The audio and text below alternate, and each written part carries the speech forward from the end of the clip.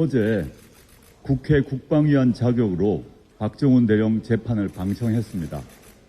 제가 고생 많으십니다 라고 하자 박 대령님은 견딜만 합니다 라고 답하셨습니다. 악수하면서 박정훈 대령의 눈을 가만히 들여다 보았는데 너무도 어이없는 상황에 제가 기가 막혔습니다. 직분에 충실했던 군인은 재판을 받고 핍박받고 있습니다. 최해병 죽음에 책임이 있고 사건을 은폐 축소하려 했던 사람들은 승진하고 총선 공천을 받았습니다. 국민께 여쭙습니다. 이게 도대체 말이 됩니까? 저는 도대체 받아들일 수가 없습니다. 저는 국방위원으로 박정훈 대령을 외롭게 하지 않을 것입니다. 박 대령 재판과 별도로 국회 국방위원회를 빨리 열어야 합니다. 국방부, 대통령실의 판단 과정, 그리고 수사 의뢰하고 이첩하고 연락을 주고받은 전 과정을 들여다보겠습니다. 진실을 묻으려고 했던 자들, 전 절대 가만 놔두지 않겠습니다. 순직해병특검법 재결의와 수사 모두 시간이 없습니다.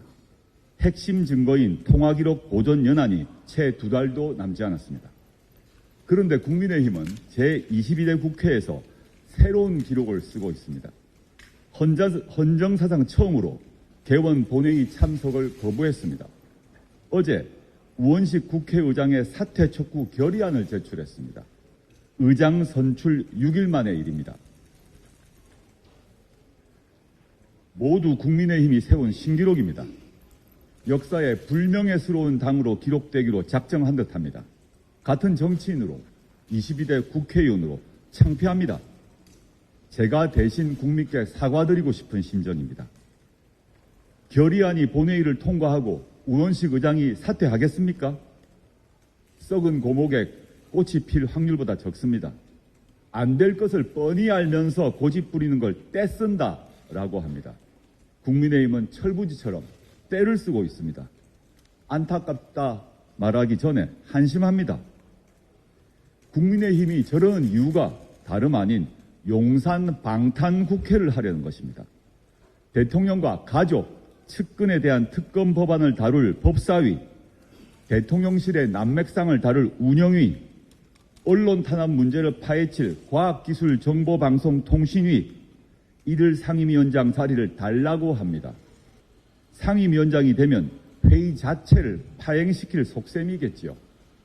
국민의힘이 뭘 하는지 뻔해서 얕은 개울 바닥처럼 들여다 보입니다. 국민의힘 의원 전체 명의로 상임위원 사임 요청서를 제출했고 모든 상임위 참여 거부도 검토 중이라고 합니다. 자신들 마음에 들지 않으면 국회 문이라도 닫을 기세입니다. 국민의힘은 법 위에 서 있는 초법적 집단입니까? 그런다고 국회가 다칩니까? 직무유기입니다. 국회가 해야 할 일이 쌓여가고 있습니다. 교국혁신당은 일하고 싶습니다. 어제 저는 박정훈 대령 5차 공판에 다녀왔습니다. 4차에 이어 5차까지 연달아 재판을 현장에서 지켜보면서 화가 나기도 하고 애가 타기도 했습니다. 어제 공판에는 여러 증인이 채택되어 있었습니다. 그중 핵심 증인인 정종범 전 해병대 부사령관이 재판에 출석하지 않았습니다. 4차에 이어 5차까지 연달아 증인 출석을 거부한 것입니다. 정종범 전 부사령관은 최상병 사망 사건이 일어났을 때 수사에 외압을 강한 명령 계통에 있던 인물로 지난해 7월 30일 이종섭 국방부 장관이 주재한 회의에 참석해 장관 지시사항을 업무 수첩에 기록해 놓은 사람입니다. 당시 수첩에 적힌 메모를 보면 경찰에 필요한 수사 자료만 주면 된다. 누구누구 수사를 언동하면 안 된다. 사람에 대해서 조치해서는 안 된다. 라는 내용 등을 담고 있었습니다. 누구는 수사 대상에서 빼고 경찰에는 필요한 자료만 주고 특정인에 대해 조치만 하면 안 된다. 이런 것을 장관이 지시하고 군 지휘관들은 받아 적고 또 한자리에서 모여 모의했다는 것 아니겠습니까? 이런 것이 전형적인 권력에 의한 수사 외압입니다. 이런 것이 전형적이고 명백한 사법 방해 행위입니다.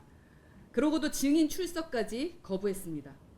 국방부 장관이 주재한 은폐대책회의가 있기 3시간 전에 대통령이 주재한 외교안보 분야 수석 보좌관 회의가 있었습니다. 거기서 이른바 VIP 경로설이 시작합니다.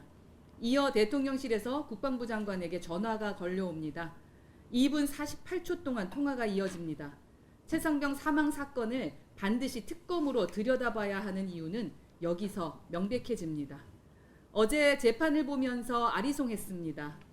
해병대 수사단 조사 결과를 경찰에 이첩하고 회수하는 과정에 상사의 명령이 있었는지 명령이 정당했는지 여부를 검사가 입증하지 않고 변호사가 밝혀내려 동분서주 애를 씁니다. 오죽했으면 박정훈 대령 측 김규현 변호사가 변호인들이 입증해야 되는 이상한 재판이다 라고 했겠습니까? 최상병 사건에 반드시 특별검사를 임명해야 하는 이유는 여기서 다시 명백해집니다. 최상병 사건의 스모킹건 정종섭 메모를 작성한 정종범 전 부사령관은 현재 해병대 제2사단장을 맡고 있습니다. 사고 은폐에 분명한 책임이 있는 인물은 이렇게 승승장구하고 있습니다. 2차례나 증인 출석을 거부하며 국민과 재판부를 모욕하고 있습니다. 한편 사건의 진실을 밝히고 책임자를 처벌하려 했던, 그러니까 자기 할 일은 분명히 했던 박정훈 대령은 피고인 신분으로 법정에 서 있습니다. 그 모습을 보면서 울분이 차오르지 않을 사람이 어디 있겠습니까? 어제 정종범에게는 과태료 300만 원 처분이 내려졌습니다. 이게 어디 과태료로 끝날 문제입니까? 재판부는 다음에도 불출석하면 구인 또는 구금 조치가 가능하다고 고지했습니다. 증인 정종범, 속히 법정에 출두하십시오. 어제 불출석 사유서의 정종범은 전방작전부대 지휘관으로서 대비태세 유지를 위해 자리를 비우기 어렵다라고 이유를 밝혔습니다. 이 또한 국민에 대한 모욕으로 들립니다. 작전부대 지휘관으로서 자기 책임을 다하고 싶었다면 20살 해병대 병사의 죽음 앞에도 자기 책임을 다했어야 마땅합니다.